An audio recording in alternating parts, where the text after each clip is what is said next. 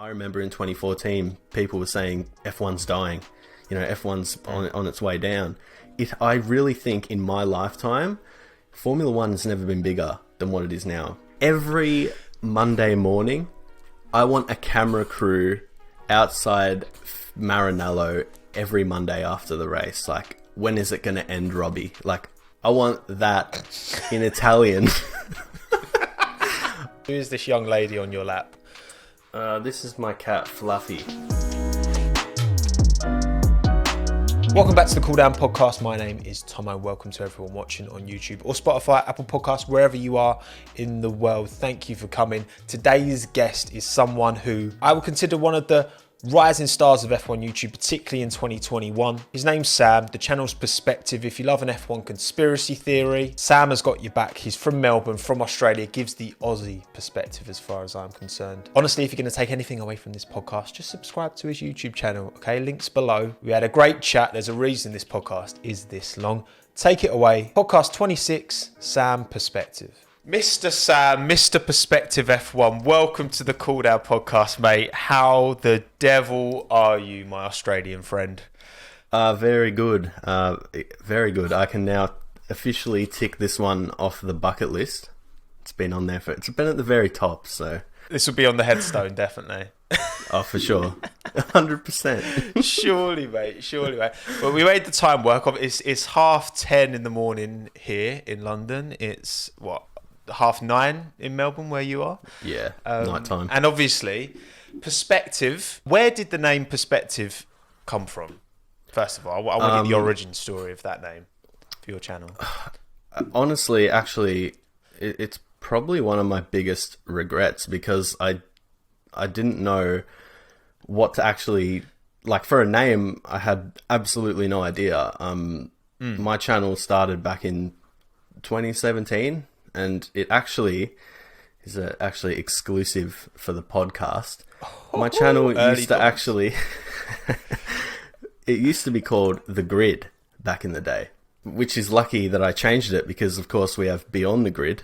That is true. It would have been a bit less ownable, I guess, The Grid. 100%. So I honestly didn't know any names. I remember I wrote some down in a notebook and then... One night I was just on the couch and I just wrote, Perspective sounds cool. But now I kind of look back and I'm like, it doesn't really mean anything. I guess it was just the first word that came to my head. The most important thing, as far as I'm concerned anyway, with a name is that it's distinctive, because you look at loads of clothing brands and you have some like billionaire boys clubs and a bathing ape. You get loads of really random, just made up words, and just what stands out is the product. And as long as the product, and obviously in our domain, that's the video, as long as that's top tier, then you haven't got to worry too much. But obviously, so you started your channel in 2017. We're now in 2022, so 5 years later. So it's been quite the journey, because again, I think people only, your stuff started to blow up recently, for sure, man. I mean, the views you've been getting has been insane recently since you've kind of gone fully into it. But it is a slog. When you first started your channel, what were you looking to achieve from it? What was the kind of goal in mind? Or did you just do it on a whim? Did you have a super planned out, right, I want to get here in 5 years, I want to make this a career? What's the kind of origin story there? Well, I think I really felt like I wanted to start like a YouTube channel probably in 2016. Probably because I just really enjoyed the 2016 season. I don't know, kind of like really made me want to talk about it more. And I felt like there wasn't anything like that online, I guess, back in 2016. Like, you had a lot of gaming and, Formula One games have always been popular on YouTube. But I felt like there's so much to talk about with Formula One in terms of whether it be like stories from the past or even like what happens from day to day. And I felt like that didn't exist on YouTube or kind of on the internet. I think mainly because Formula One was still, run by old Bernie, and, Liberty Media was starting to make that sort of change, and I kind of thought, it could go in a different direction, and we could see Formula One being so corporate and almost secretive. Like, it might be a good sort of way to get into it. So I started the channel in probably 2016, just before the 2016 season started. Oh, sorry, 2017 season started. And I think my first ever video was on Crashgate, which, you know, was recorded on a horrible microphone from my PlayStation 2. Because it was all I had. Throwback PS2. Wow. Yeah, it was literally all I had, and I was like, well, I really want to make a video, and that's it. You know, I basically wrote it and put it out, and I think it ended up getting like 12,000 views, like over 2 years or something. Decent. Pretty good for like a first video. Very good.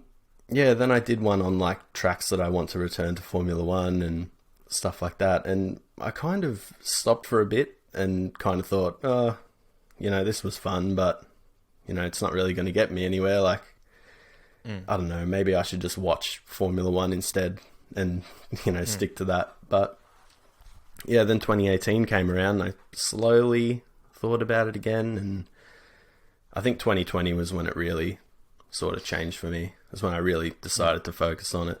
Your experience making videos, you know, transcends over quite a long period of time. But when you were younger, was video making, was kind of, you know, not public speaking, but were the skills that you use on your YouTube channel now, were they fostered earlier on in life? Did you always like to kind of, did you like to talk? Were you a chatty kid? Did you like to tell stories? Was that part of who you were, and was that part of the reason you wanted to start YouTube in the first place, or were you just a big fan of YouTube?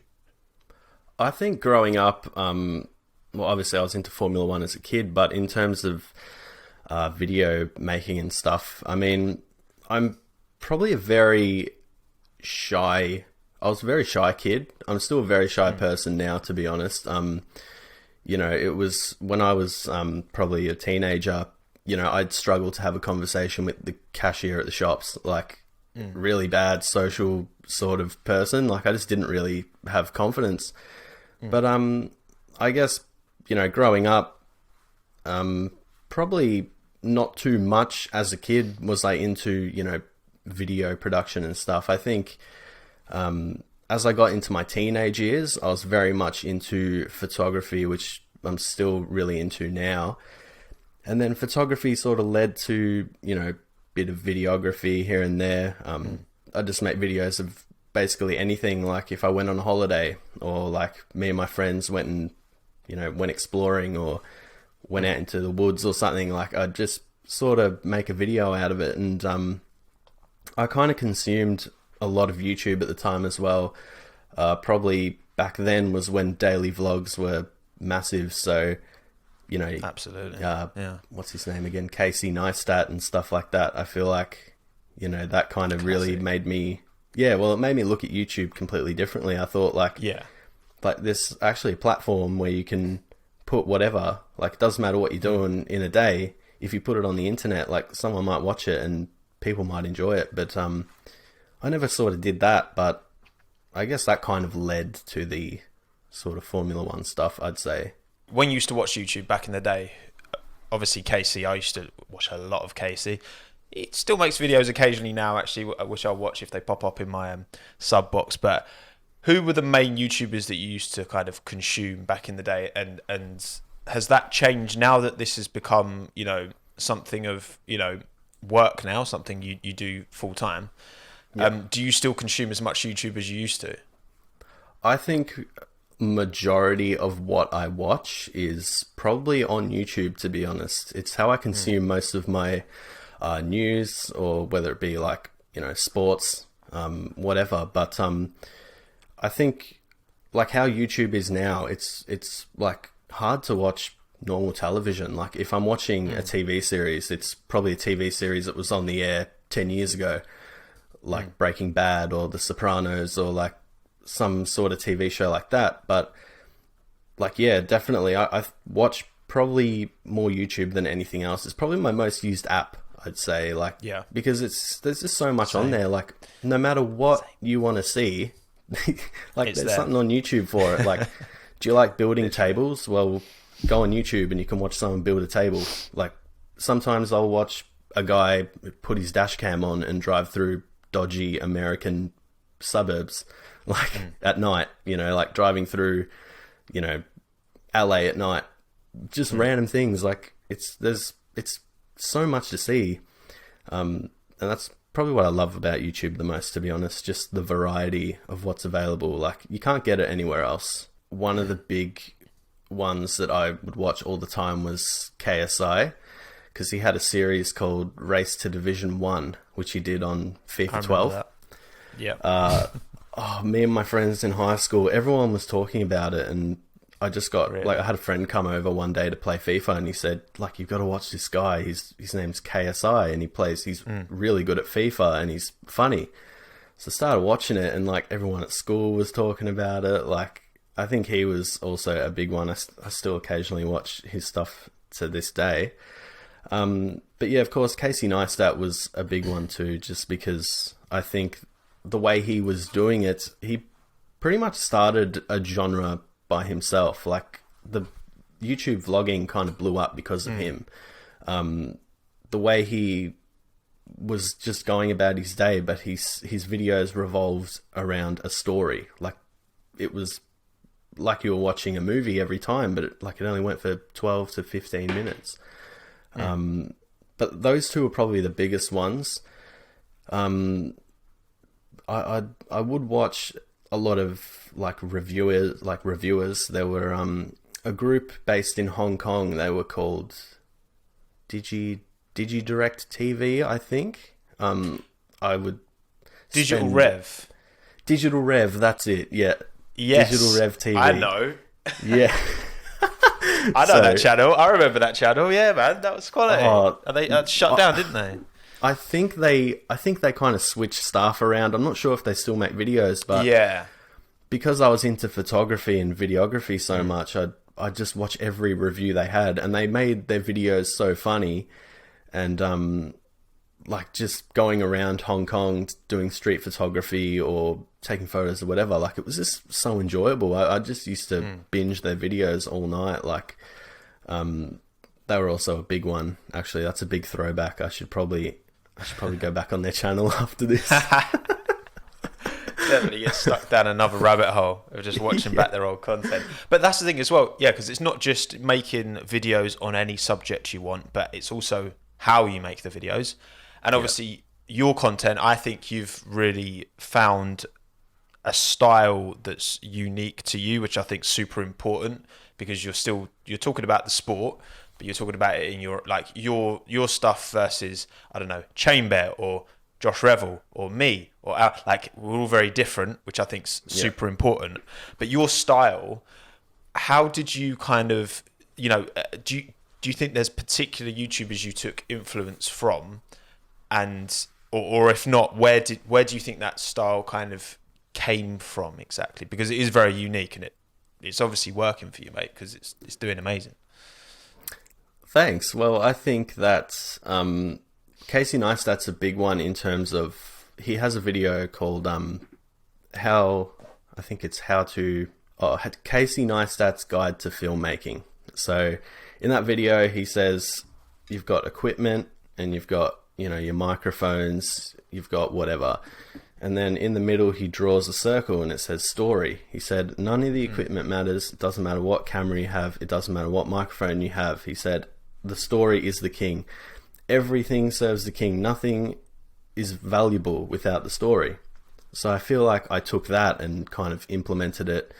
I try to implement it in everything, whether it be, taking a photo or videography or whatever. Like, you need to tell a story, because people aren't going to just sit around and take time out of their day to watch something that doesn't really have anywhere that it's going, or any sort of story for you to enjoy. I think another YouTuber I took a lot of inspiration from is a Canadian guy. His name is I can't remember his name.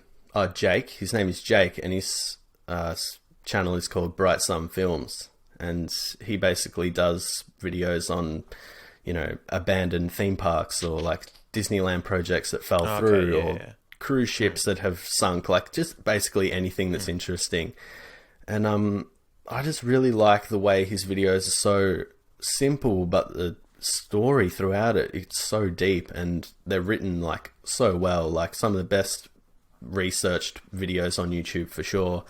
And I think the way I saw all these different YouTubers doing things, and I thought like there's so much you could do with Formula One. Like we're talking about over 70 years of history, like so much has happened. Absolutely. Like you could make so much stuff that people would love. People probably would, love to see stuff like this about the history of the sport, because it's not only good for people that either saw it or know about it, but it's good for new people that have no idea. And I think that's probably one of the best things, is getting like a new person comment and say like, I'm new to Formula One, just started watching the last few years. I had no idea about this story. Like, I had someone comment yesterday, I made a video on Jules Bianchi, and I had someone say like, I had no idea who Jules Bianchi was. Like it's just good to sort of, let people know about things and kind of help, bring back the past in a way, and just let people enjoy stuff, because there's so much to see and so much to learn about F1 for sure. No, mate, absolutely. I think F1 is one of those sports that historically I think has been covered in a very matter-of-fact way. And what actually makes F1 to me stand out amongst most sports is the level of story, because it is these 20 individuals. You can really dial down your focus on these human beings, and obviously the tragedy that comes along with it, because it is, of course, a very dangerous sport.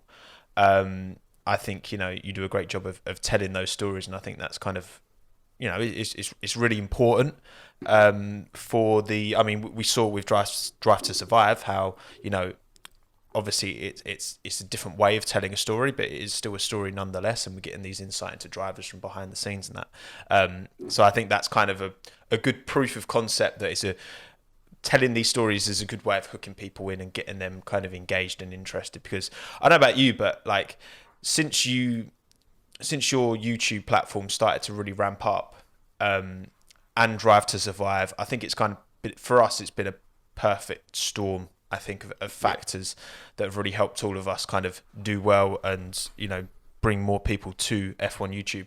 In your kind of personal life, have you noticed more people, maybe it's through that they might have heard that you're doing F1 YouTube, looking into it, then watch Drive to Survive, like, have you sensed more of an F1, more F1 in your day-to-day life, if you know what I mean?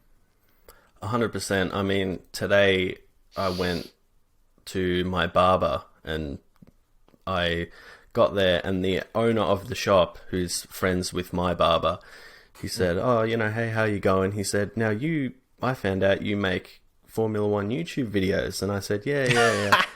and he goes, I've just finished Drive to Survive, the first season. And he's like, I can't believe I've never watched a sport before. He's like, I't wait for this season. Like, he's like, I just want to, like, I can't wait for it to start. I can't believe, like, this is a thing. He's like, I had no idea this was so big, and like this, like, drivers had all these stories, and Netflix have a series on it. Like, that happened today, and I was just like, wow, like, that's probably the first real time in real life to someone who I haven't properly met before, that they've just randomly said, like, I've watched Drive to Survive, and now I just can't wait for the Formula One season to start. What is your take on Drive to Survive? I always find a way of getting onto Drive to Survive in these podcasts, but I do think it is a big part of this. Yes, it's Netflix, but I'm sure you see it. So many people, I see it in my comments. Just watch Drive to Survive. Found you on YouTube. Like, I think we have to, acknowledge that it is a huge component. You look at the audience in Austin compared to 2019. Like 4 times bigger. Like, it's crazy. Huge, isn't it? But what do you make of it personally? Because it does get a lot of stick. I think it does a lot of things right. I think it could do some things better personally. But what do you make of it? Well, I mean, you just kind of have to accept it for what it is.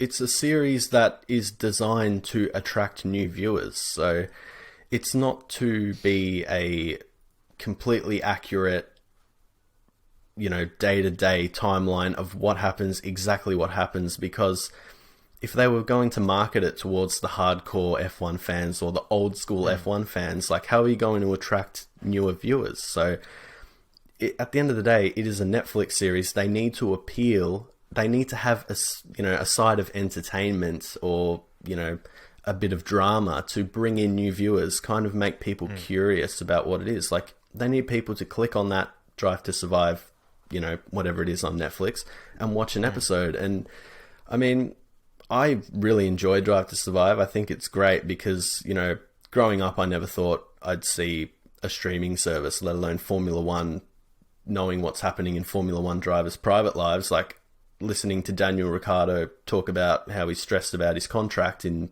the first season. Like, I never thought I'd see anything like that. Obviously, there are things that maybe are a bit, dramatized, like the team radios not fitting properly and stuff like that, and maybe some V8 or V10 engine sounds from time to time. But like, you just need to accept it for what it is. Like, you need to attract casual viewers, because a casual viewer will one day turn into a passionate, hardcore, obsessed F1 fan. That's how it starts. Like, you start off as a casual with anything. Like, but I think it's good. I think Netflix do a great job, and there's literally nothing wrong with having new fans. Like, I remember 100%. In 2014, people were saying F1's dying. F1's on its way down.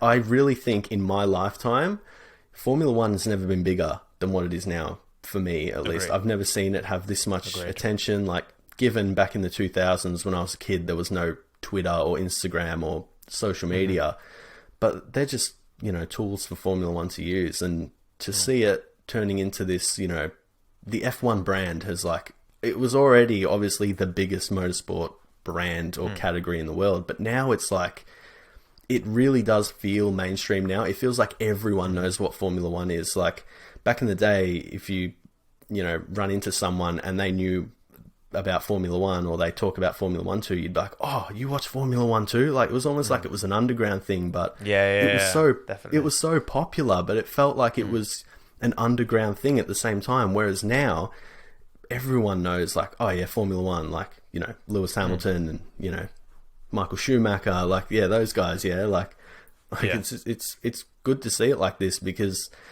even the logo, I like the new logo, to be honest.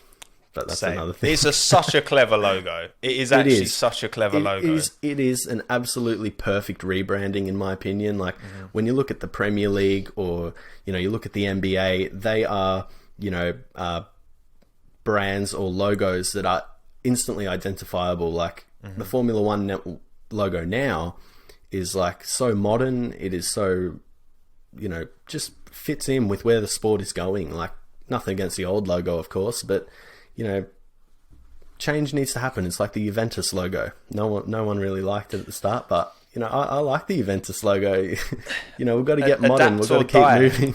The world that we live in now, it's one of these that I think, Bernie did a great job getting the sport to where he did, into kind of, obviously, any period of dominance is always gonna cause people to be a bit, it's the same, blah, blah, blah, whether it was Schumacher in the kind of 2000s, whether it was Vettel in the 2010s, whether it's Hamilton.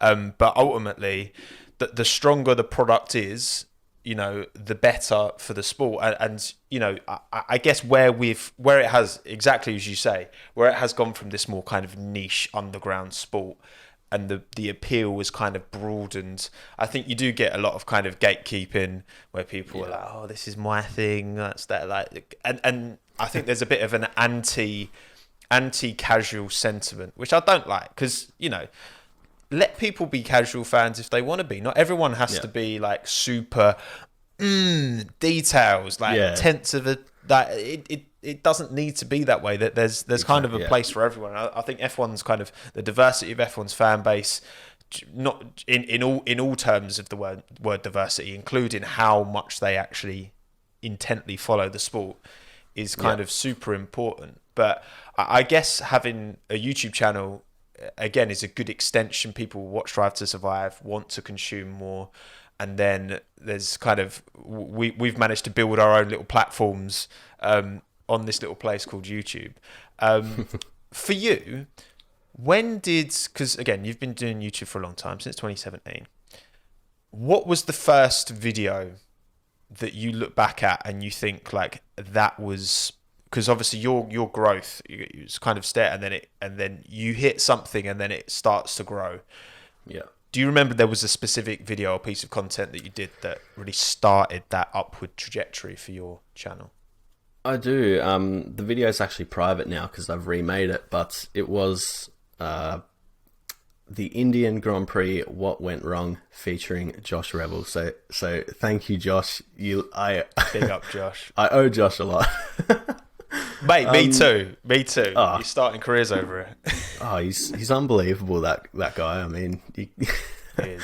but that video, I mean, Josh,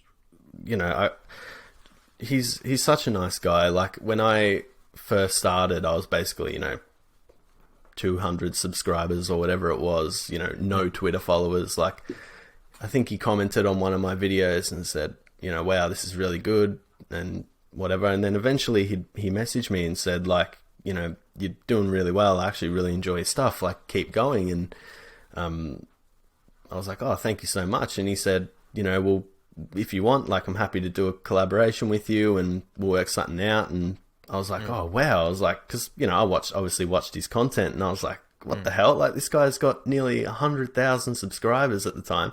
And he's willing to, message me when I've got 200 subscribers and, wants to make a video with me. I was like, wow, it's incredible. So he said, think of whatever you want and just let me know and we'll do it.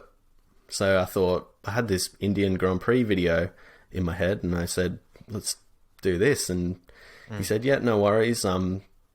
Whatever bit you want me to talk about, I'll write and I'll send it to you. And it was basically perfect. I was like, all right, this is Josh. No matter what he writes, whether it's one paragraph, it's going to be perfect. Like, so we did that video. Bastard. Oh, it was, yeah. He sent me the audio and I was like, wow. I was like, first of all, like, I have a lot to learn from this commentary style that he's doing and how he's edited his audio and whatever. And I was like, this is perfect. Yeah. So eventually I edited the whole video and I basically waited for Josh for whenever he was finished with his audio. And then as soon as he sent me the audio, I basically put it in the timeline, edited his part in and did that. And then when I released it, it was sort of like, I guess, normal for a little bit, maybe a few more views than usual. And then I remember I locked my phone and I had some dinner and then I unlocked my phone and it was on like over 1,000 views in like, under an hour. And I'd never seen that before. And I was like, what the hell is this? Like, and then in one day it had 50,000 views. Wow. And Josh just messaged me. Yeah, I posted on Twitter and I was like, wow, 50,000 in a day. So I messaged Josh on Twitter and I was like, oh no, he messaged me and he said, no worries, mate, with a winky face or something. You're welcome. Yeah, something like that. New Zealand Australian relationships are at an all-time high. Strengthening it, doing what our politicians should be doing. Precisely. And then, yeah, so it was 50,000 views in a day and I was like, this is crazy. And it ended up having, I think, 100,000 views in 3 or 4 days. And I was just like, this is insane. Like, I started getting all these subscribers and all these comments saying like, wow, like, Josh, got me onto your channel and keep it up, like really enjoyable videos. And from there, I think I looked at it and I was like, right, I've been basically given this opportunity from Josh collaborating with me. I should, keep up the momentum. I didn't have a job at the time. I was, it was lockdown, basically. We were in lockdown. So I had all this time on my hands. And I thought, okay, I'm just going to, make another video and get it out in a couple of days. While the iron is hot. That's it. Let's Like, put it. as soon as you get a wave of momentum, like, you need to Yeah. keep going with it, because YouTube will help you. Like, if you're making content and, it's getting views, YouTube will help you out. Like, they'll push your stuff. Like, the algorithm, like, we don't know how it works, but, like, what I do know is that, if you want to keep building, you have to go with the momentum when you've got it, because when it starts to fade, it gets very difficult. So I just kept making videos and kept like building and building, and I ended up getting in 1 month I got 10,000 subscribers on my channel, and I was like, wow, I might like It's a very good be able month. to do something here. I was like, this was like a goal this was like a 2-year goal, like 10,000 subs was a 2-year goal. And I was like, I might be able to do something here. Like, and obviously, like, you have your slow months and stuff. I eventually, started working again after the lockdowns, back in October, November, got back into cutting hair again as a barber. And I just did YouTube on the side. Obviously, there's a little bit of a drop off because, you're working full time, but I made sure, I said to myself, like, I was working rural at the time, so I was working about 2.5, 3 hours away. And I basically said, like, when I return to Melbourne, just YouTube, like, everything. I'd even write, while I was up there staying, while I was working, and write on my laptop or think of video ideas. And when I got back, it was just, full on, just get the video done and, put all your effort into it. And that's what I did. And like, I just kept, chipping away at it and trying to have a bit of variety, change things up a little bit. And eventually, like, it just kept growing and growing. And obviously, I think I kind of stagnated or, stalled a little bit around 13, 14,000 subscribers. Like, it started to kind of, it was a weird time. I was like, like, okay, this is obviously going to be a crappy few months. If you just push through it, like, you literally have to push through it. If you feel like YouTube's slowing down on you, that is the time to literally, like, really go hard. Like, you need to go harder. Like, keep working. Don't let it slow you down. Like, that's when it tests your dedication, doesn't it?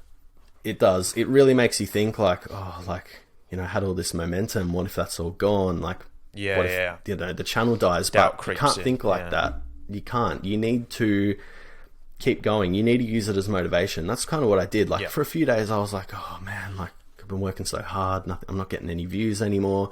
But I was like, you know what? Like, if I keep making what I've been told is good, like, nothing bad will come from this. So I just kept going, and then just kept growing and growing and growing. And then I felt like what kind of boosted me up again was when I started doing, conspiracy episodes, and it kind of just started snowballing from there. And then I just took it on again and tried my absolute hardest, and it kind of just worked out, I guess. Mate, it's amazing. And that's what I think is really important to take from, your story, is that, yes, Josh helped open the door, but you chose to walk through it. It's like, if your content wasn't good enough, then people wouldn't continue to come back and you wouldn't continue to grow. But at the same time, it's hard to get noticed in the first place. And that's where obviously Josh helped you out massively. I mean, when I started, me and Josh started at a very, very similar time, but it was just, for me, again, I will never know, but it was too much of a coincidence that on the day he put his 1,000 subscriber special, where he got some rich energy, that's the day that my rich energy video started to grow. It's like the same day. The universe works in strange ways. Like, it does. It's just meant to be. Like, I don't know, what is it with Josh and launching people's careers? Like, what's going on? This is what he does. This is what he does. We don't even see his face. Occasionally we do, but sometimes, yeah. I think, yeah, I think it's it's a good kind of case study as well, because obviously my content, your content, Josh's content, we've all got our own angles. And there's going to be overlap in our audiences, but also there's going to be, some people who like, your style or my style or Josh's style or whoever's style a bit more. And that's the beauty of it, right? You can subscribe to who you like, if you want more opinion-based stuff, if you want more kind of stories, if you want more conspiracy theories, if you want, detailed breakdowns. And that's what's great about Formula One, because you can have fans who are just super into that detailed tech analysis, love a bit of Sam Collins and Craig Scarborough, or you can have fans who are you Drive to Survive, all about story, all about the human being. And I think that is the broad scope of F1 fans, and I think that reflects in content creators. But I do think as well that there's still room for more. Like, I've been saying this, I've said this couple of times. I want to see fan channels. I want to see Alpine fan TV. I want to see Sebastian Vettel fan TV for 2022. I would Ferrari do it, but fan TV. I was about to say, because I know, Sam, you are a hardcore Ferrari nut. You're a big Ferrari man. I'll tell you what I want. Okay. Come on. Lay it out. Every Monday morning, I want a camera crew outside Maranello every Monday after the race. Like, when is it going to end, Robbie? Like, I want that in Italian. I want the Italian AFTV. I feel like Ferrari fan TV. Ferrari's a funny one because they'd be perfect for it, honestly, because they're this massive historic team with the most success out of anyone, but they still have weekends where they're just a joke. So they're perfect for it.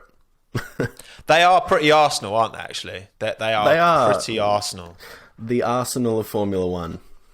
Yeah, I think that's fair to say. But I know you're a Ferrari fan from early doors, and I feel like Ferrari is the only team that's really captured a broad fan base. You could say the same about McLaren, I think, to less of an extent.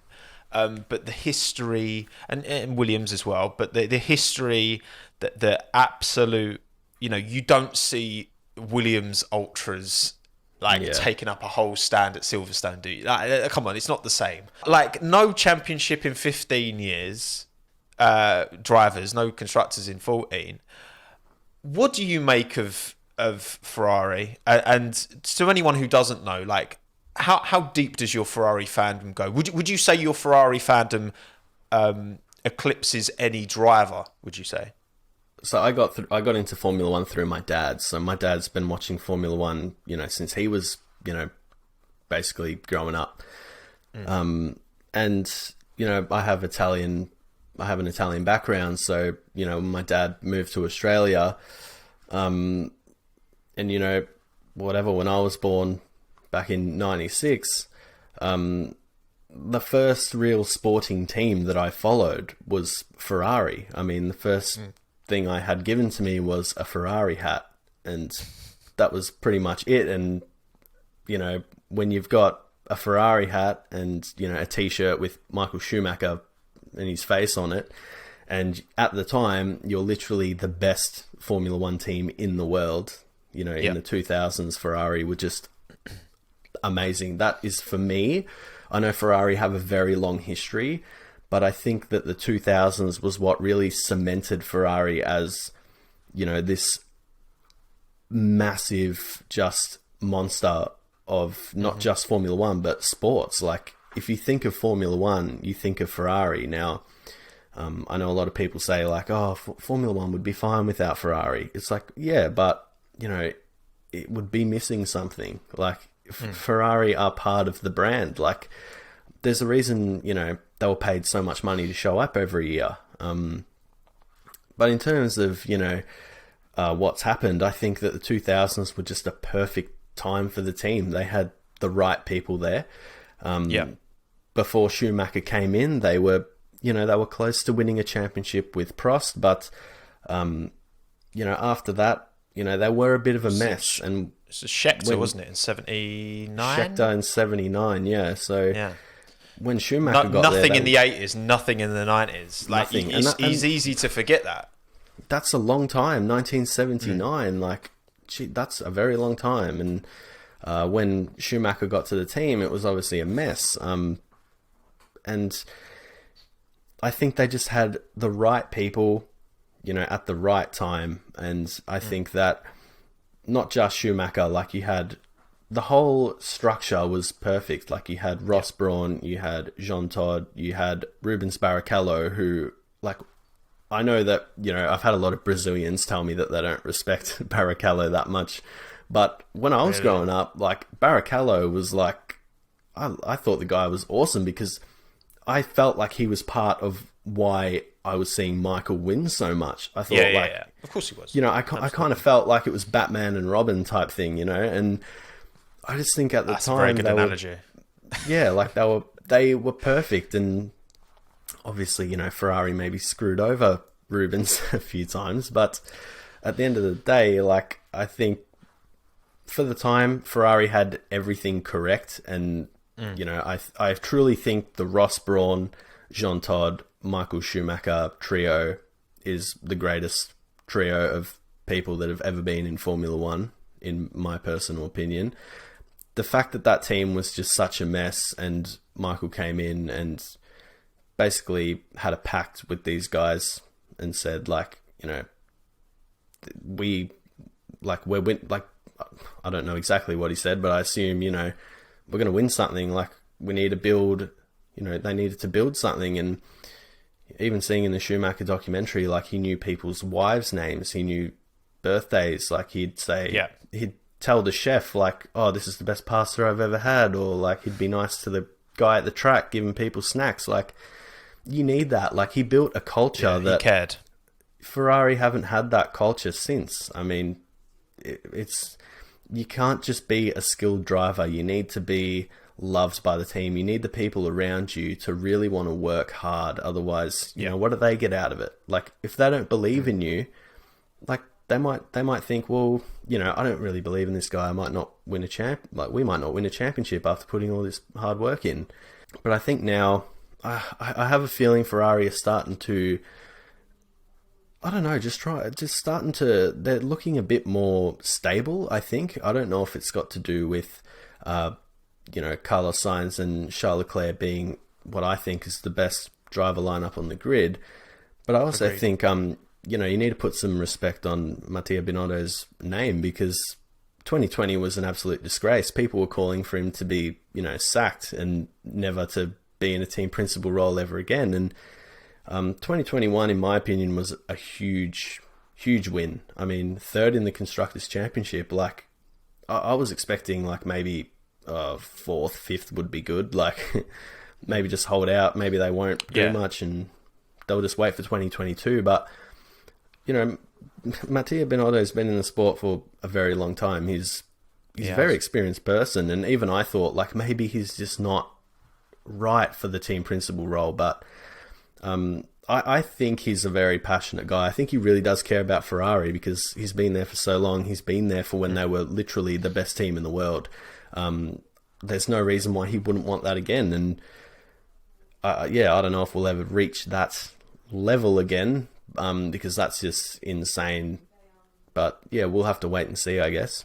Yeah, I think with Binotto, like, when I reflect on my point of view around him after 2020, I think actually, you know, he inherited this, obviously, don't get me wrong, he worked, he was, engine was his area, wasn't it, before he became team principal? I think that was kind of his, I know it was during the Schumacher days anyway. I believe so. I think there's a video of Michael actually interviewing him, and there is. I think he's talking about the engine. But I think so Barrichello's race engineer as well. I think he was. Yeah, I think for a brief period he was. Yeah, for a little bit. Yeah, it's funny how, because the new Aston Martin team principal, Mike Crack, he was Felipe Massa's race engineer back in the day at Sauber. And he worked with Seb as well. But yeah, on Binotto, I do think, you know, he jumped into that team principal role in 2019, didn't he? And then obviously he inherited this engine that was going to get found out eventually. And then that meant that because their engine was so good, the chassis had been neglected. So 2020 was an L. And it's like, actually, when you look at a new team principal coming in, whether it's, you know, Joska Peter coming in at Williams, like, it's not going to change fortunes, you know, day one. And Yeah. it's so much more like we see lap times. That's all we really see as viewers from the outside looking in. But there's so much more to a team principal role than what the driver's lap times are. Like, it's managing all of these. It's been thousands of members of staff in the past. It's sorted out, how many days a week that they come in the office. It's little things like that ultimately the team principal will have kind of final say on. And it is a team sport. And like you said about Barrichello, like, yes, he did have to sacrifice opportunities for him to win, but it's the team. The team is going to put the team first. The team is interested in the constructors, then the drivers. And to maximise on that period of time, he had to be the fall guy to help Michael. But no question, like, in the same way that we've seen Bottas with Hamilton in recent years. Webber, Vettel to less of an extent. I did actually want to talk a bit about Mark Webber because I do think... Have you seen the YouTube video that F1 just put out recently about like 10 bits of Mark Webber brilliance? I've seen it, but I haven't watched it. You should. It's very good. But what do you make of Mark Webber? Because obviously you've got Daniel Ricciardo now. You've got Oscar Piastri coming up through the ranks as well, who will hopefully be in a seat soon. But flying the flag, Webber was, would you say he was the most high-profile Aussie F1 driver since we're talking like the Brabham days? Or am I missing someone? 100%. I think so. Obviously, in terms of internationally, definitely for Australia. Obviously, like, Peter Brock is also a big name in Australia as well. But I think, Mark Webber, because he was in Formula One, and, as soon as you get to Formula One and you're Australian, it really doesn't matter how bad you're doing.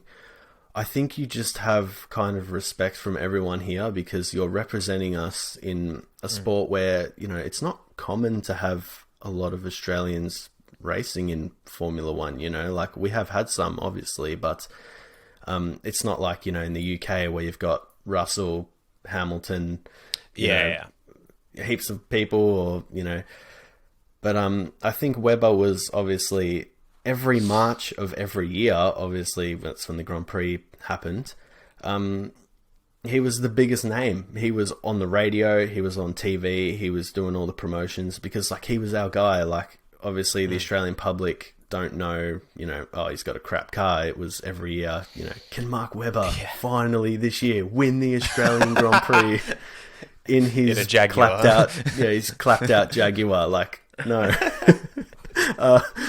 It'd be great, but no.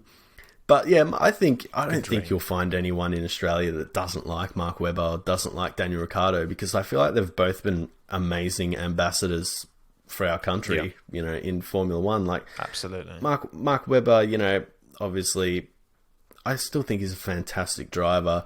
Obviously, I'd probably say Ricciardo might be probably more naturally, probably a quicker driver.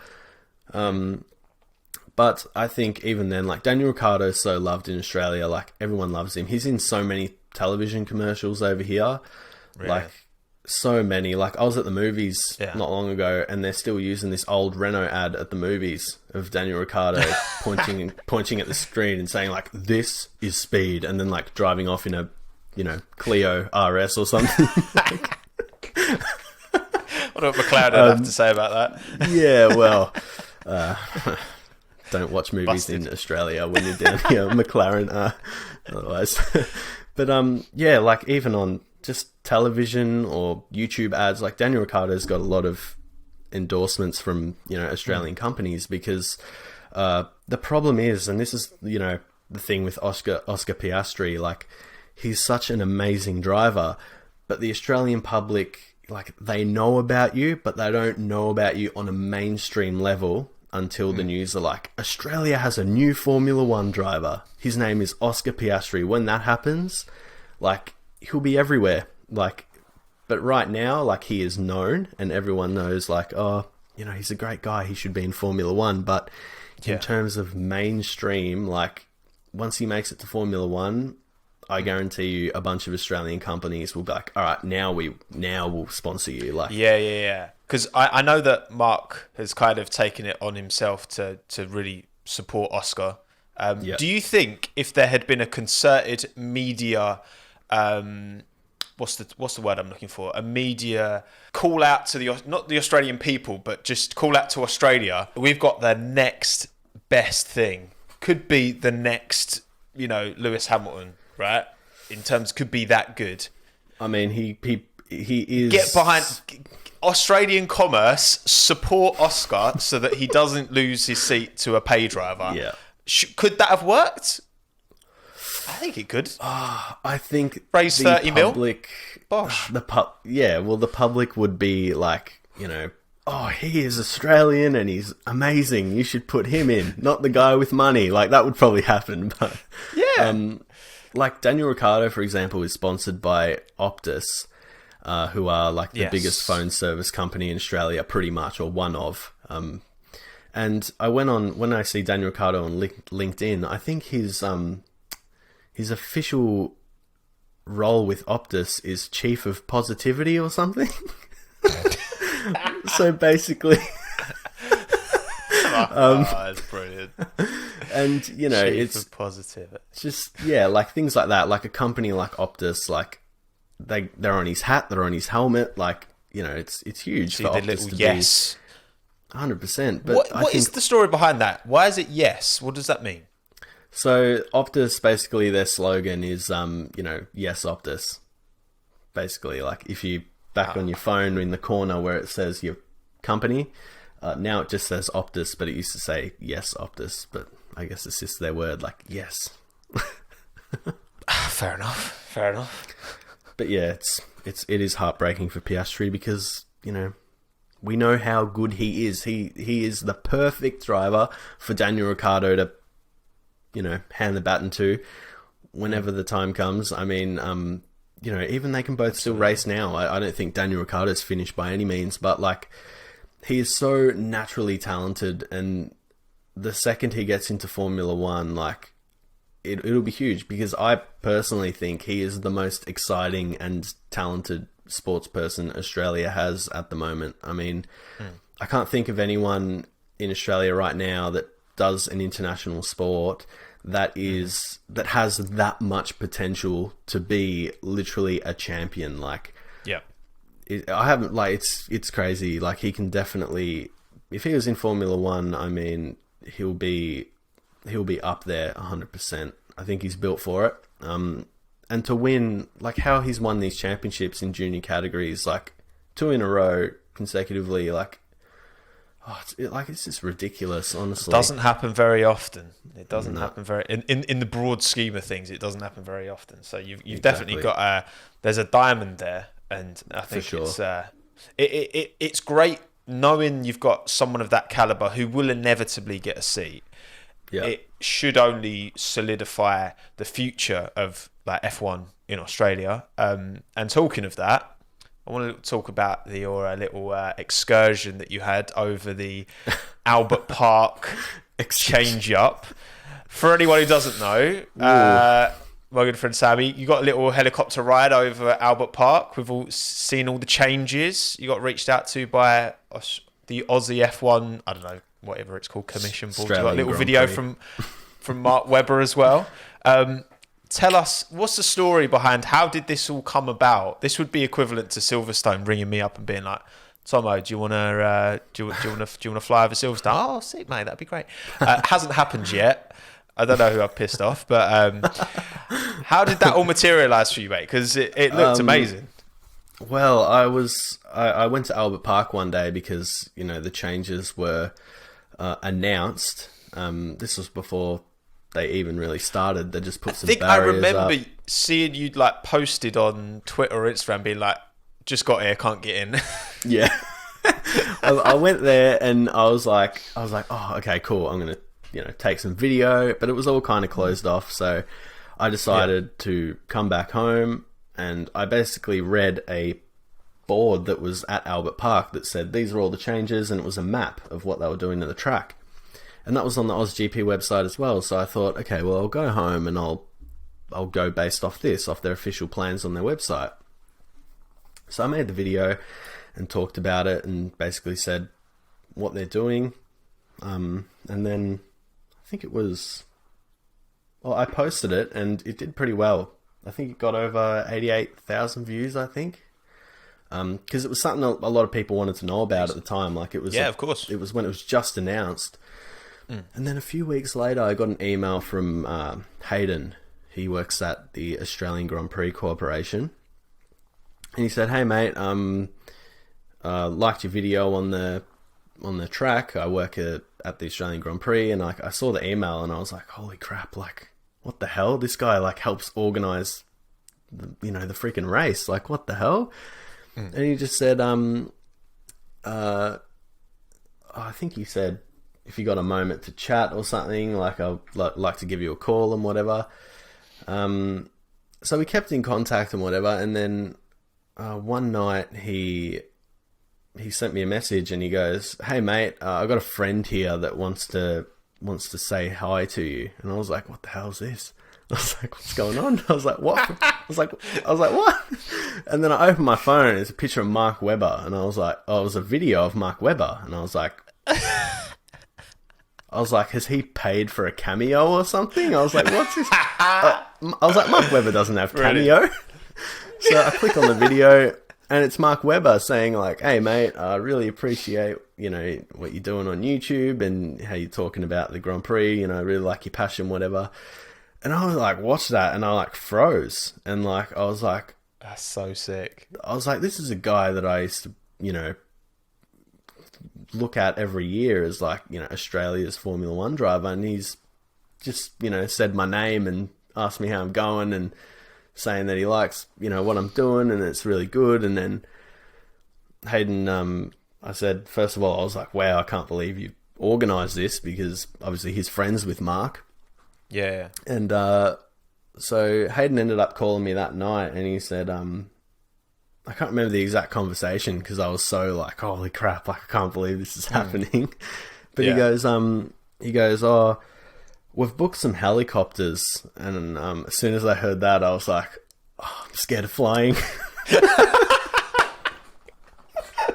And I knew where it was going to lead, and I was like, "Oh, really?" And he's like, "Yeah, we've got our videographer going up next week, and he's going to take some aerial shots. Would you like to go up with him? And we'll sort you out, and you can use it for a video if you like. We'll do whatever you want." And I was like thinking, and I was like, "Yeah, I'll go in a helicopter, even though I'm terrified of flying." And you got to, man. You can't not. You can't not. You can't turn down Mark Webber. I thought to myself, like, I cannot turn this down, because if I was to say, "Oh no, I'm scared of flying," like I will regret it every day for the rest of my life. And I said, like, you know what? I'll just do it. I'm willing to die for Formula One. And basically they said, you can bring your camera, film whatever you want. We're going to be filming too, so we'll just give you all the footage and you can basically do whatever you want. So I went up in the helicopter with Ben, who was the videographer, Emily, who also worked for the Australian Grand Prix, and I can't remember the third gentleman's name, and I'm really sorry I can't remember, but I actually met him on the day. And he was basically in charge of, I think it was... I can't remember what it was, but he basically had all the plans and all the information as to what was happening, and he was telling me through the headset exactly what they were doing and what they were changing and everything. He had like a piece of paper he was showing me as well. And we basically went around the track twice, and it was just crazy. Like, as soon as I got up there and I got to the track, I was like, I'm so happy I did this. I was like, this is insane. Like, I can't believe, like, I'm in a helicopter with 3 people that help run what is probably Australia's biggest international sporting event. Like, I was like, this is insane.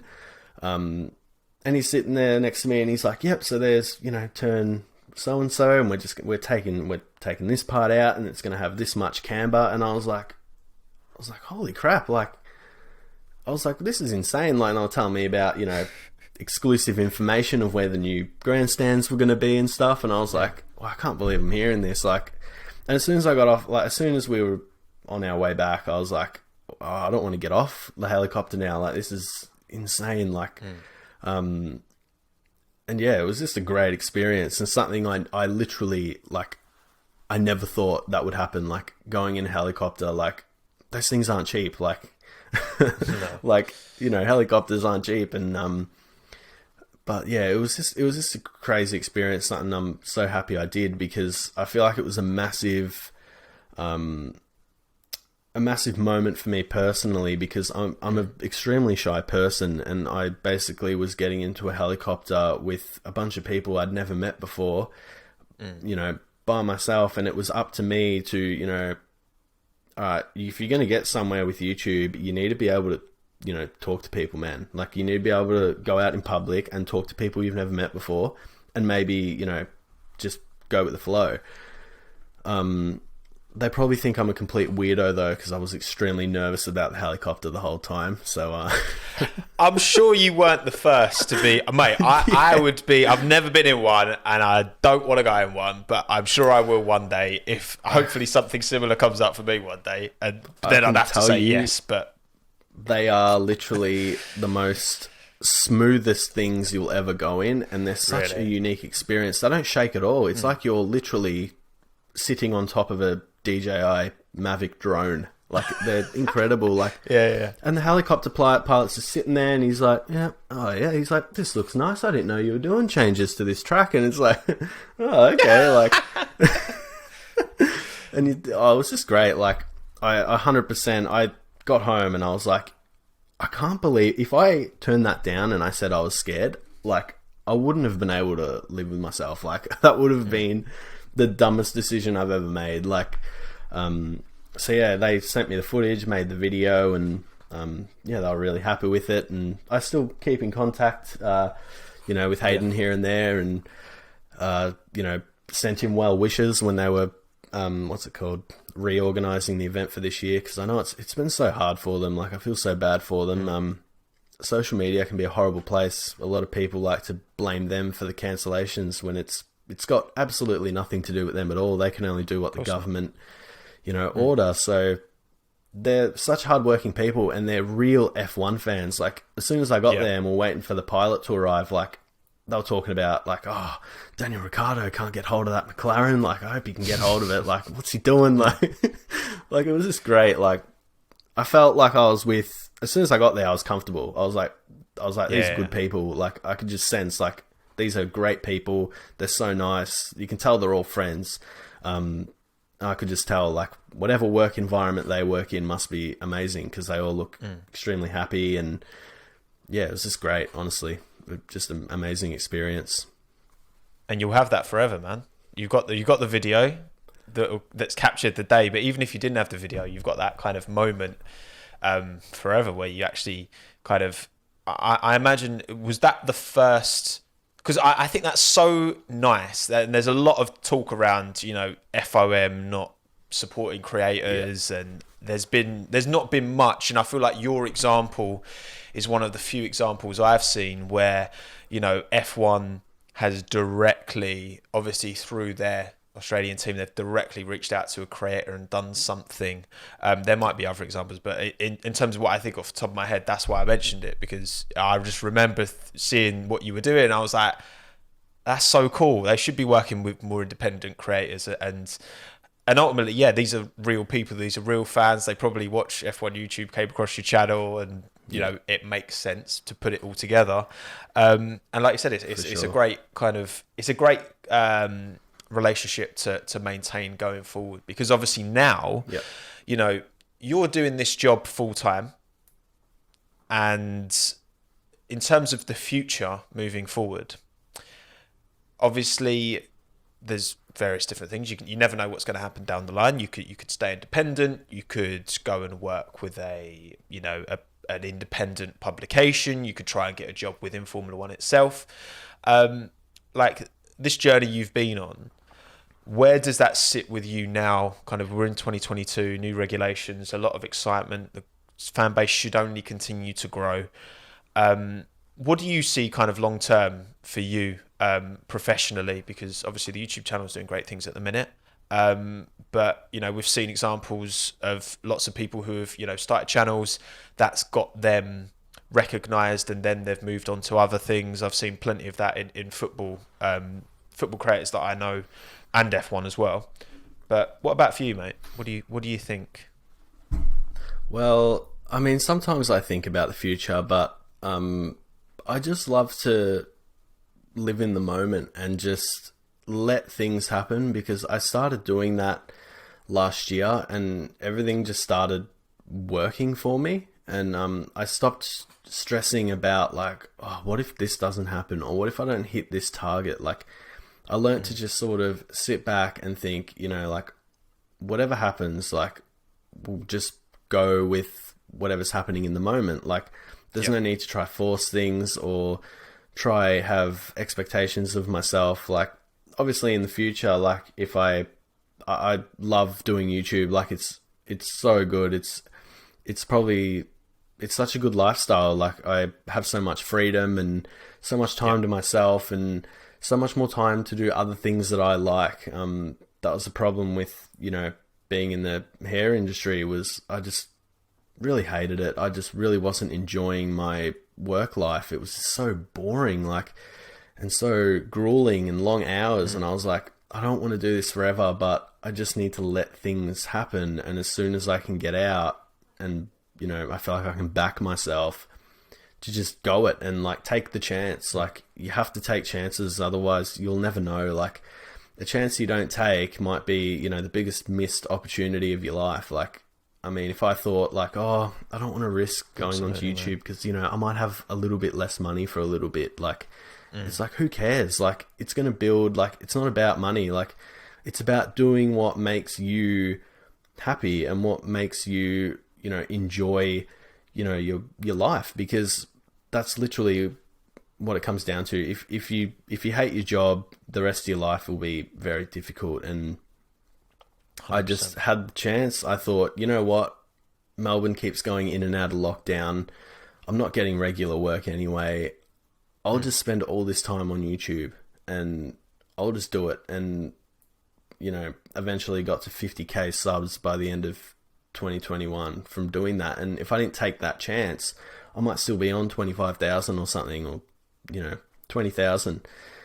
I feel like it sped it up for me, and just taking chances and going day by day is probably the best thing I do. Like, I'm a very goal driven person. Like, if I have a target, like, I will try, hit that target and reach it. But I just, you have to live in the moment. As soon as I started doing that, everything just started working out. And I just want to keep doing that. 2022 is going to be an exciting year for Formula One, and I can't wait to keep doing this throughout the year, because I feel like last season was so good. It really elevated my channel. There was so much to talk about and so much attention on YouTube channels. Like, it just helped out so much. Like, we're only as good as how Formula One's doing at the end of the day too. Like, I mean, to a certain degree, like, if nothing interesting is happening, you don't really have much to talk about. Like, if it was a boring season, like, there wouldn't be too much to talk about. Like, well, like you say, mate, it's you miss 100% of the chances you don't take. And I think I think all of our relative successes as kind of creators on YouTube has been, we've all got stories like that where getting the first thing to take off, and you choose whether do you ride that wave or do you let that wave pass. The waves don't come very often, but your channel's been kind of testament to that. And obviously going into this year, do you have kind of plans in mind of the content you want to make?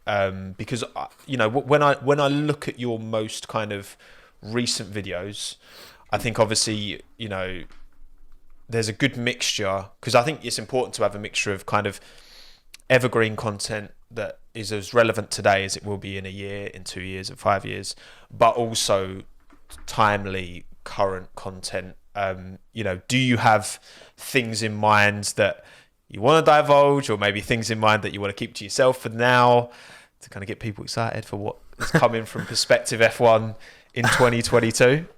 Well, I think for this year, my big goal is to make longer videos. I think like what I started my channel on was like, telling a story and, really making something that, people will not. I feel like what I did last year was there was so much to talk about. I had some shorter videos and I did want to talk about, what was happening, and that definitely helped. Like it got me a lot more attention, a lot more viewers and stuff, which was great. Like that's what I want to do. Like I want to create a community and I want to cover as many genres as I want. But for 2022, I think longer sort of videos and nothing really below 8.5 minutes really, and just really focus on getting stories down. Like really have a good solid story, and then the rest is just easy. Like as long as you write something good and you've got something people will enjoy, everything else will just work and like it'll all find its way. But 2022 will be interesting because I think there'll be a lot to talk about, and if there's hopefully a championship battle, that's great because it gets people talking. I love hearing different opinions. That's one of the great things about having a YouTube channel is you get so many comments just full of different opinions, and it's great to read because sometimes you'll have one thought and you'll read something else and you might start thinking like, oh, hang on, actually, like, hey, maybe, yeah, and then you might change your opinion. Like you might start to change your standpoint on something, and that's perfectly fine to do.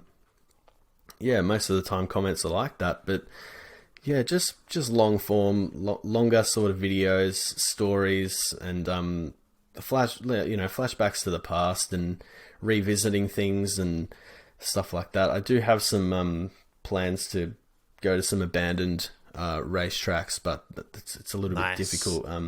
People don't reply to emails, unfortunately, that much anymore. So there's a few good ones over here, I must say. There's some great ones. Stuff like that. Just like I just want to have fun. Like I just make the videos that I want to make because I don't want to make something because this one might get a few more views. No. It's like no, but I'll hate making it. Like I don't want to write it. I won't want to film it. I won't want to edit it. I'll just be like, I don't care about this. Like that'll probably come across in the content as well. Yeah, like your heart's not in it. That's it. It's like I can categorically say that.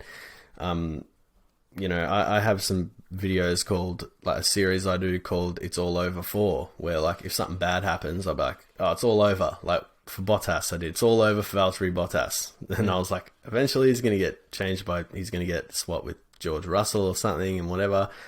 Or when Lewis Hamilton was catching up in Brazil, I did "It's all over for Max Verstappen," which it wasn't, but it's part of the series. Is it all over for asterisk, or is it? Like that's what it is. And people say like, oh, you're just you're making this video because it's going to get more views and because of what's happening now. It's like, yeah, but I want to make it. Like it's a video I want to make. Like it's something I really enjoy making. I love thinking like, okay, the season is over, the championship is over for Max Verstappen because of this. But it also isn't because of this. You're getting two sides to something. Like, but that's why like when it comes to sport, you'll sit with your mates in the pub or whatever, and you'll talk, and you've all got your own perspective. There we go. Got it in. It makes a lot of sense. You've got your perspective. I've got my perspective. It was meant to be. And everyone's got a slightly different perception when we talk about different drivers. They did a great job this year. Oh, yeah, but they did a bad job that year. So, and how much does that weigh on your... Like, that's what I love about, like, F1. And that's the content I enjoy making the most. The stuff where I'm just... chucking my opinion out there, and I don't want you to agree. I don't want everyone to agree with me. I don't want an echo chamber. I want to hear these different points of view to then take on that information and sit on it and be like, okay, yeah, maybe I do think... I think that is a huge part of why I make videos. And I think, you're the same as well. I think because that's why we sit around and debate with our mates about what just happened in the game the night before. It doesn't matter what sport it is. Yeah. Like, everyone's got their own way of looking at the same thing. We don't all agree, and that's a great thing, and it shouldn't be. Yeah. Obviously, I know, like, you got the extremes on Twitter where people will like solidly just defend, their point of view, aren't prepared and willing to change. But I think what is very human is to look at someone, again, like when I saw Fernando Alonso coming back to the sport in 2021, 40 years of age, 2 years out, I was like, surely he's not going to be the Fernando he used to be. I didn't like the way he conducted himself in the past and taking, his frustrations out on the team. I didn't like that. Came in, smashed it massively out, and I was wrong, but I'm like, sick, like, that's amazing. Yeah. Like, you're not meant to know everything that's going to happen before it happens, and I think that's what's so great about sport. I love that. That's what's real about sport. If you have an opinion, a positive or negative, of someone, and regardless of what happens, that opinion never changes, that's dishonest. That is more dishonest than actually changing your mind about something when you get new information. Well, that's it. Like, I remember when you had that Fernando prediction, and I'm obviously, Fernando Alonso is one of my favorite drivers, like, ever, for sure, of all time. And I remember seeing that, and I was like, all right, like, obviously I was of the complete opposite. I was like, I think he'll still have it for sure. But I was still like, thinking, well, let's see how this goes, because what if he does come in and Ocon slaps him up and he's finished? Like, maybe he's not built for Formula One anymore. Maybe his time is up. But it's fine. Like, it's okay to have predictions. Like, there's nothing wrong with getting something wrong. Like, I mean, that's what it is. It's an opinion. It's a prediction. Like, that's what makes discussions fun, because two people might think something, and then it's up for the season to kind of, unveil if it's true. In my predictions video for 2021, I said that Lewis Hamilton would dominate the season. It'd be easy for Mercedes.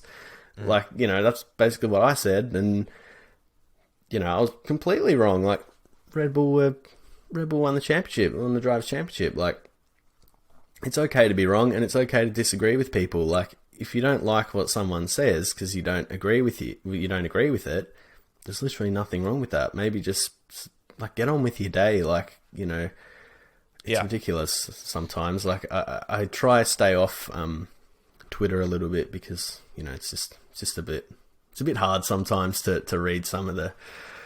Just two people can't have a discussion. Yeah. Like, just have a chat about what you love. Like, there's no difficulty in that, surely. Well, it can be difficult. I think when I go on Twitter, I try and, disassociate the person that I am on Twitter, it is carrying the exact opinions that I am, but the person that they're replying to isn't me personally, because, they're replying to a person, a Twitter account called Tomo that is tweeting out opinions. That's who they're replying to, not me as a human being. And I think that's that's an important, if you're going to put yourself out there, I think that's an important distinction. In the same way that when, most people don't have their real face on their Twitter, which is fine. Like, there's nothing wrong with that. It's a way of kind of, when you do put yourself fully out there, it is a bit more difficult to kind of balance that. But obviously, since your stuff's blown up, you get the great, and this is the thing I'm trying to focus on way more now. 98% of feedback at least is overwhelmingly positive. If you go through your comments, it'll be the same. But it's human nature. You see 10 positives, you see 1 negative, and you're on that negative like a fly to shit. How have you found that, having your relative, I think our channels kind of grew at a kind of similar pace in terms of going from very low subscribers to all of a sudden having quite a lot of people watching, quite a lot of people have an opinion, not always a positive one. How have you, on like a personal level, found that? Because I always ask that to creators I have on here, because obviously we've all got our own stories, but I think it's good to share.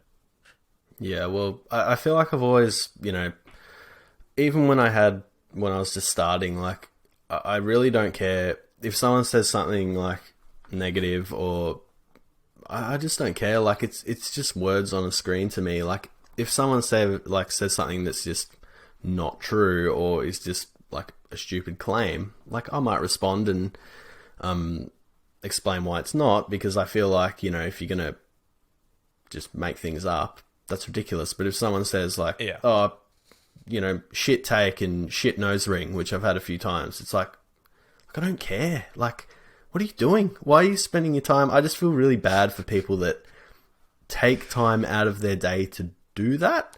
Yeah.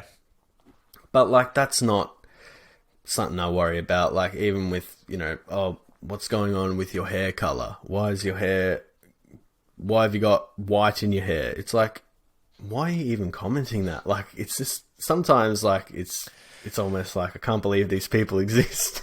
Yeah, you got to. I feel sorry for those people. You know, the amount of times you get, oh look, Tomo, look at how shiny. To be fair, my head is well shiny today. I don't know if you can see it. It's like super glistening because I put a bit of moisturizer on this morning. Because you know I'm getting older now. I've got to take care of myself. But like I find that kind of stuff literally does not even like bother me in the slightest. Like when I first started, it did, but now since I've been on for a few years now, that stuff is just like water off a duck's back. Like it doesn't touch me at all. But I think from what you were saying, when I was chatting with Chris a couple of podcasts ago, Chris Medlin, we were saying like it's the being misunderstood that I find the most difficult thing. When someone has a go at you for something that you didn't say or an opinion you don't have.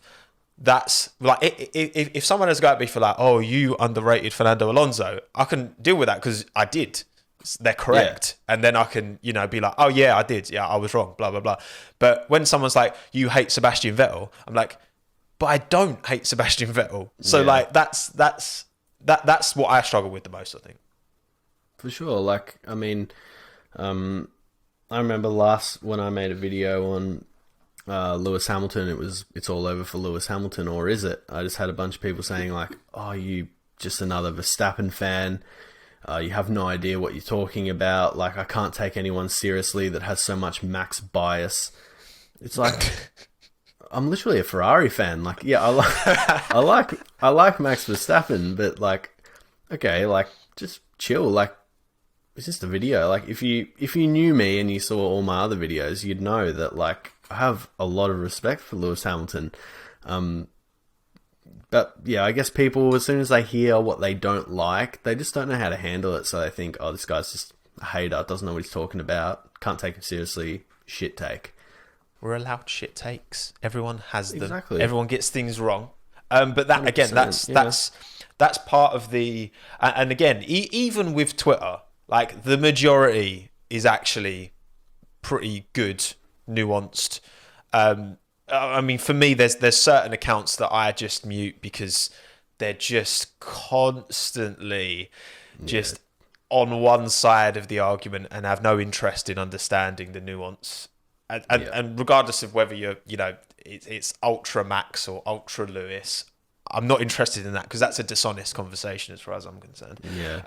But I feel like with both fostered communities, because I mean, like last night, I spent, for the first time in a long time, actually, I replied to a ton of comments on my latest video because I kind of miss doing that, actually. I think I want to make more time doing that this year because like up until I hit 20k subs, I replied to every single comment I'd ever received, even the horrible ones.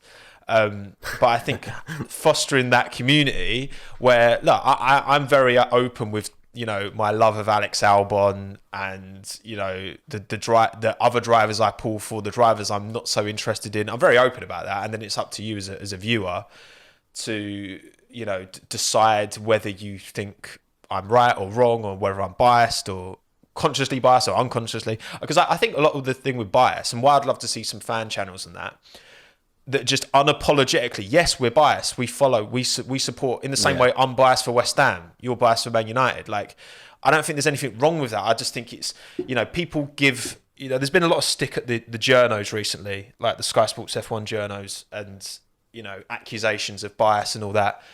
And I guess it's difficult for them because, their job is to try and, take in the sport and present it in as objective a way as possible. But when you ask someone their opinion, they're going to give it. So I don't envy the tasks they've got. But what have you made of... Because there's been a lot, particularly obviously after what happened in the season finale.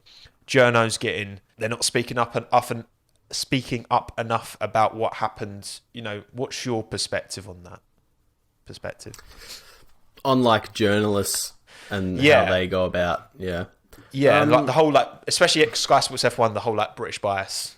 Got to check that out as well. That's the classic. That whole British bias thing. It's like, if you don't like British bias, don't get your information from Sky Sports F1. It's like saying like, oh, Max Verstappen bias, and you're getting your information from like Ziggo Sport or something. Exactly. Like, oh, Arsenal bias, but you're watching Arsenal Fan TV. Like, it's like, choose where you get your like information from. Like, if you don't want to see British biased media, then don't look at the British sites. Like, look at something else. Like, try find like an independent reporter or something. Or like, there's plenty out there. Like, there's plenty of ways to get your news from F1. Like, for news for F1, I should say. But I think like I do feel bad for journalists because they do have a tough job. And like, I mean, no matter what, they're kind of like us in a way. No matter what they post, they're going to have, people blowing up their comments and, having a crack at them for what they're writing. And I mean, they can only write what, what they see and from the information that they get. Because, I mean, I really wouldn't want to be a journalist because the work they do looks just grueling. Like, you're basically on the clock at the end of the day. Like, you work around the clock. Like, if you get news, you need to be the person that breaks the story. If you got something exclusive, like, absolutely, and have articles ready and stuff, like, whatever the way might be. There could be 2 articles for Lewis Hamilton. I'm sure a lot of journalists had articles ready for saying Lewis Hamilton wins the 2021 Abu Dhabi Grand Prix and wins the championship. And then at the final lap, before they're ready to post it, they go, oh shit, like, I had a post ready. I had a Lewis Hamilton post ready, like myself. On my live stream, I had a if Max wins scene and an if Lewis wins scene. That's it. Like, I mean, but as you mentioned Chris Medland before, I think he's like, if you want to get really good, reliable Formula One news, like, definitely follow him because there's plenty out there, as well as, was it Ben Smith? Is his name Ben Smith? We had Luke Smith. Luke Smith, sorry. Luke Smith. Yeah, he's great as well. Luke Smith as well, he's great as well. Like, there's so many out there that just report the information they get. They're at the track at the end of the day. They're seeing more than what we see. They're just reporting what they see. And, sometimes you might not like what you're hearing, but at the end of the day, like, that's what's happening. Like, Formula One's a crazy world. Yeah, I think part of it is this current like distrust with media as well. I think that's been a particular thing in the last kind of since a certain blonde man took charge in the States. The whole like fake news, and I think that has trickled outside of just the political space, but into sport, where sport is very political. Ultimately, people treat it as such. And just like not believing what they're told and only believing, stuff that validates their point of view is just a bit of a sad way of taking things in, to be honest. I think ultimately, yes, there's always going to be, you look at someone like Damon Hill, he's going to have his opinion, Johnny Herbert, all of these ex-drivers, they're there because they used to be amazing F1 drivers. And now they're being asked their opinion. This is what Chris was saying. They're asked their opinion on stuff what's happening with the team when they don't even know. The journalists actually know a bit more. Also, by the way, Minton is scratching on the door. So do you want to see Minton? And also, do you have your cat with you? I can go find her if you want. Should we go get our pets? We'll go get our pets. For the real ones who have stayed this far in the podcast, you're welcome. I managed to find her. Hey, the power of editing. Oh, talk to us, Sam. So who is this? Who is this young lady on your lap? This is my cat, Fluffy. Oh, I'm so serious. is she? Is it a Sphinx cat? Have I got that right? Yeah, or- Sphinx cat. Yeah. So hairless. Well, she has hair, but it's basically extremely soft stubble. And yeah, I kind of adopted her, luckily, because they're actually quite difficult cats to sort of organize, but Yeah. very affectionate cats. I mean, they Oh. have the nickname of lap cats because they just want to be on your Okay. lap all the time. Like, Yeah. they're just great animals, very misunderstood. Look into the camera. There we go. Is she a house cat or does she go outside? Oh, she looks right. Yeah, she stays inside. She's a bit scared of the outdoors, but Oh, bless her. I from guess time she's to not time no she fur will- to keep her warm, so good thing Yeah, you're in no Australia. fur, I no suppose. whiskers. Now she's stuck to me. Fluffy stuck. Okay, all right. You just stay there then. She's She's lap cat. she, Lap cat. she's you know? great. I mean, she just sleeps majority of the time, and Yeah. but yeah, she's good. She loves me. I have another cat. He enjoys being outside, so he's usually outside. And I have a dog. I think she'll be 2 this year. You've got a horse, haven't you? Yeah, I do. That's my girlfriend's. All right. Yeah, I'm gonna put Minton down as well. Say bye to the Yep. camera, Minton. Oh, he's stuck on my boy. jumper. Oh no. All right, we'll work this out. That's it. Good girl. She refuses to. I want to There we stay. I think. Oh yeah, we worked that out. We finally worked that out. Her claws get stuck in my jumper. Oh, bless her. But yeah, she's great. I love her so much. Now Minton's digging into my coat, making loads of noise. you really gonna do this, mate? You gonna really do this? What he likes to do, if I leave a jacket on the side, he likes to get in the jacket and then burrow his head down the sleeve. So like he'll be just in, and I'm like worried he's going to suffocate. But obviously he's a sausage dog. They were bred to burrow, so Yeah, it's well, kind that's of in it. his I mean, nature. it's his natural instincts, I guess. But yeah, so how long have you been riding horses for? And is that to do with Ferrari in any way, shape, or form, or is that just coincidence? well, you gotta thank my girlfriend for that. So she's been basically riding horses since she was a young girl. So it's a big passion of hers. She sort of got me into it. I've ridden a few times. I actually came off not long ago. Probably last year actually. I had a bit of a fall, which awful stuff. Yeah. Awful stuff. But Yeah, I know what that can be like. I know someone close to me who had a really bad accident coming off a I horse. tell you what, like it knocks you down for a few days. It's not the initial impact; it's the 2 days after. But horses are great animals. They're so loving and they're so loyal, and they're just like big dogs. Like, or at least our one is just like a big dog. Like he just wants to have treats and he'll follow you around and lick your hands and whatever. Like they're just great. Like they're incredible. Like if you just want to go and stand out in a paddock with one, like it's just so nice. Like they're so warm. They smell nice. Like they're just great. Well, I was going to say, because obviously outside of YouTube now, and now it is kind of your full-time gig. Would you say you spend, like, in terms of hobbies in terms of stuff away from Formula One? Because I think it is healthy to always have those things that you can kind of escape from, to then appreciate it more when you come back. Would you say animals is a big kind of part of your free time, or is there any other stuff you like to do? I think so. I mean, I'm really much still into my photography.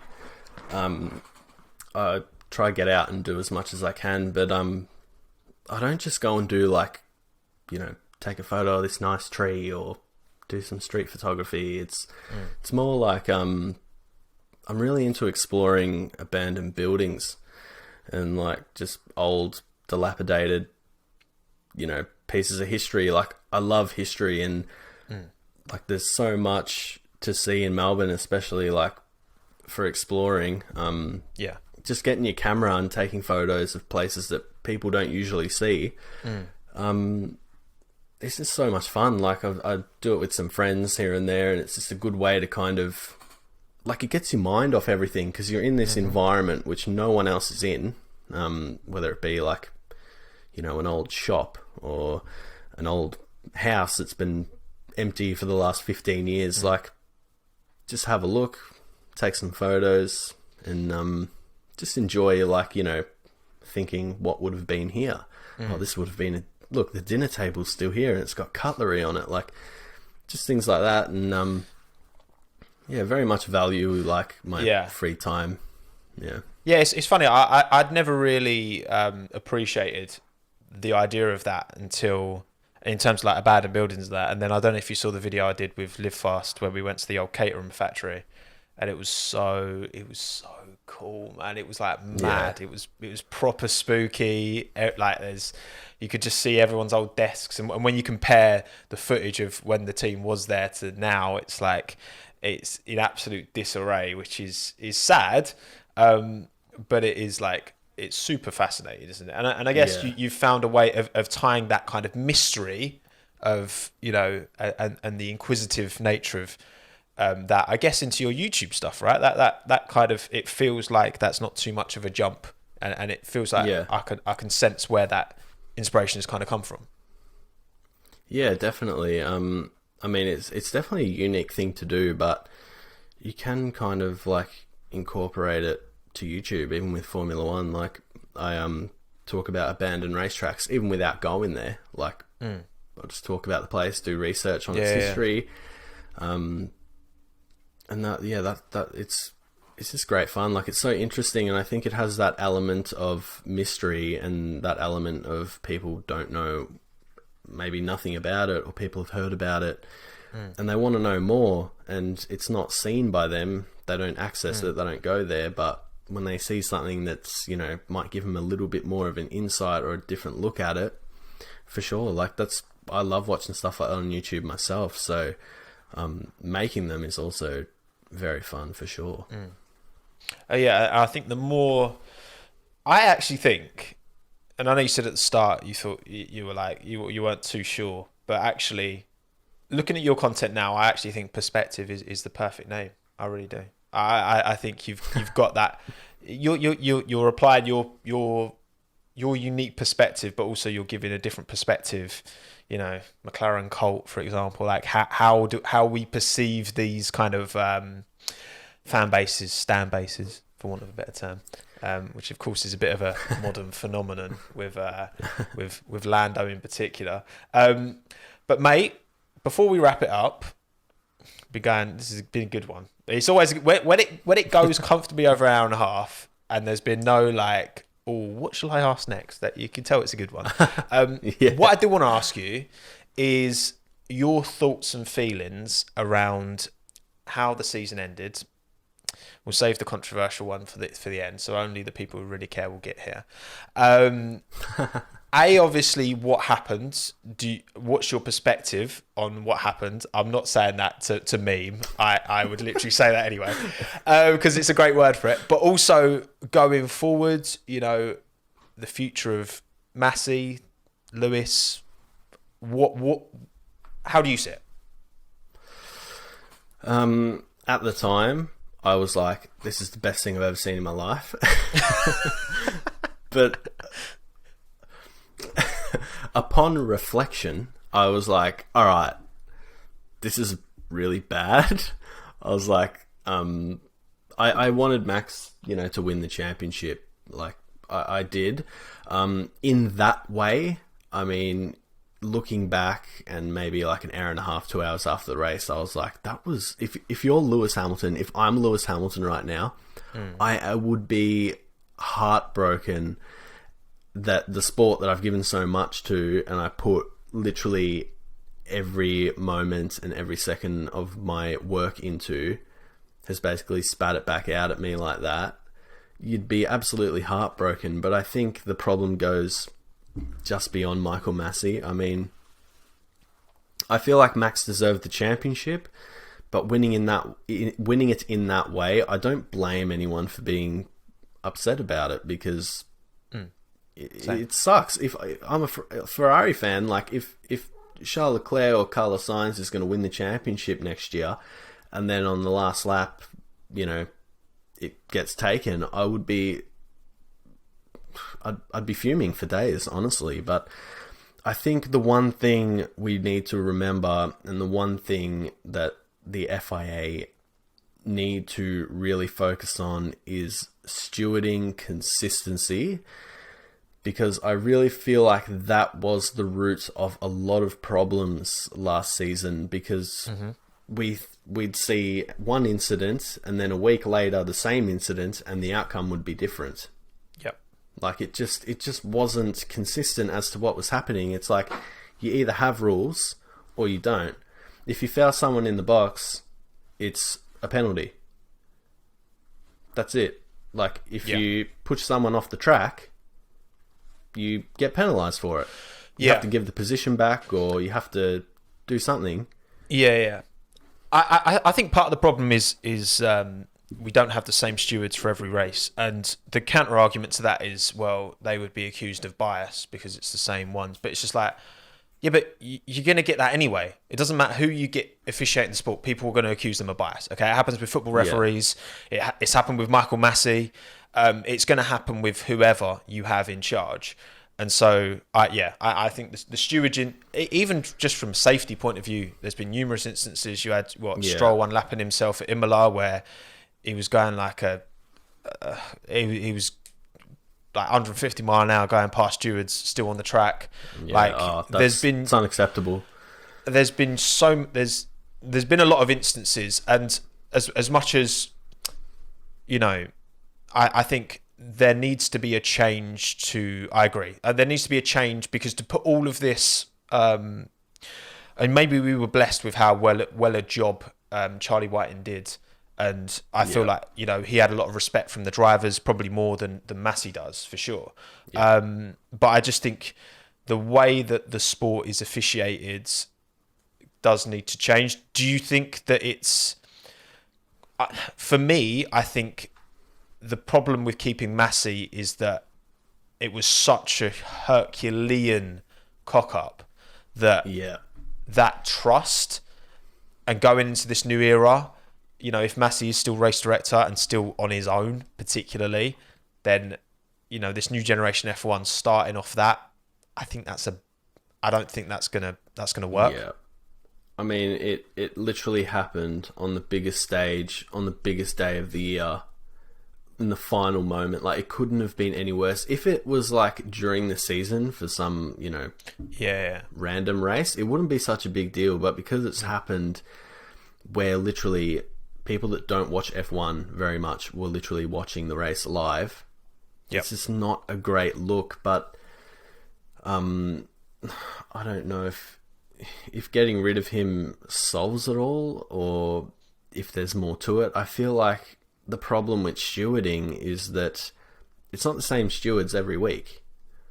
Some stewards are going to have different racing opinions. It's like when, after the incident at... was it Abu Dhabi? Abu Dhabi, yeah. When on the first lap, when Max overtook Lewis and Lewis went off the track and didn't have to give the position back, you had, I think it was Damon Hill and might have been Martin Brundle. They had different opinions on it. Yeah. So if you've got a steward like Martin Brundle in there and he has one decision, but on another day you have Damon Hill and the same incident happens, it's going to be different. Yep. Like, can you get the same stewards and bring them to every race? Like, can we work something out like that? It might be difficult because then they need to travel every year, but Massey good does it, outweighs the bad. Well, that's true. Yeah. Massey does it. I mean, you could just have a team of